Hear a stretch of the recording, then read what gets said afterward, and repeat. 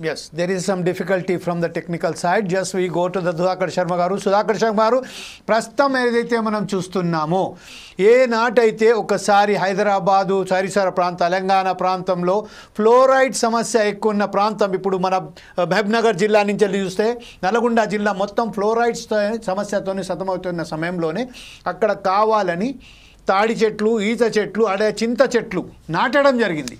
చాటి ఆ ఫ్లోరైడ్ సమస్యను అధిగమించడానికి ప్రయత్నం చేశారు అప్పటి ప్రభుత్వాలు.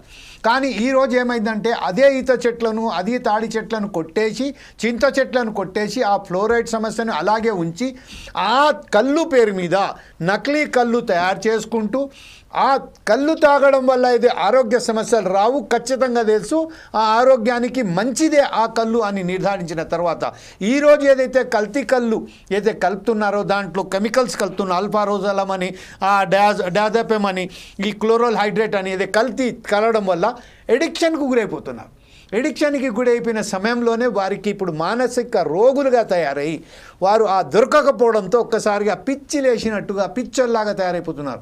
ఈ విషయంపై ప్రభుత్వాలు ఏదేమైనప్పటికీ, ఏ ప్రభుత్వం అయినప్పటికీ, అది ఎవరన్నా కానివ్వండి, దీనికి కట్టుదిట్టమైన సరైన పద్ధతిలో ఎందుకు తీసుకోవడం, కావాలని యూజ్ చేసుకుంటున్నారా, వాళ్ళని అట్లనే ఉండని అని మా బ్యాంక్ మాకు బరాబర్ ఉంటే చాలు అని చెప్పుకున్నట్టు ఉందా?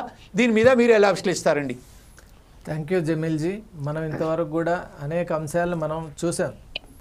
ఈ డిస్కషన్లో మనం గమనించిన విషయాలను కనుక ఒక్కసారి మనం పునరావృతం కనుక చేసుకున్నట్లయితే చాలా దురదృష్టకరమైనటువంటి ఒక విషయాన్ని మనం వెలుగులోకి తీసుకొని రాగలిగాం. అదేమిటి అంటే excise department is the major revenue spinner for the government, be it the BRS or the present prevailing Congress party. మరి ఇలా ప్రభుత్వాలే ఎక్సైజ్ డిపార్ట్మెంటును ఒక ఆధారంగా, అసలు వాటి మనుగడకు అస్తిత్వానికి మూలంగా భావిస్తూ ఉన్నంతకాలం ఈ డిపార్ట్మెంట్ ద్వారా వచ్చే ఆదాయాన్ని తగ్గించుకునేటువంటి ప్రభుత్వాలు ఎలా చేసుకుంటాయి?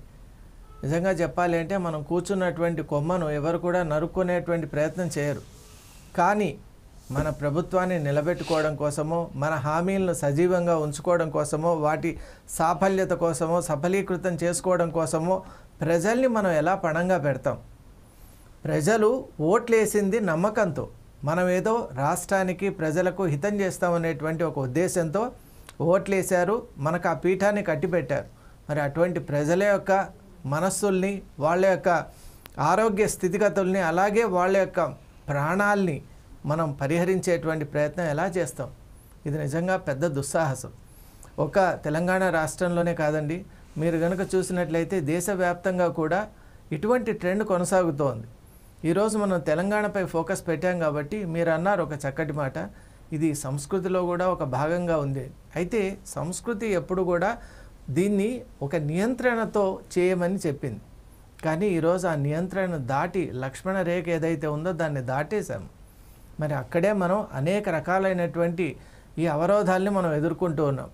ప్రభుత్వాలకు బాగా తెలుసు అదేమిటి అంటే ఇది సరైనటువంటి మార్గం కాదు అని.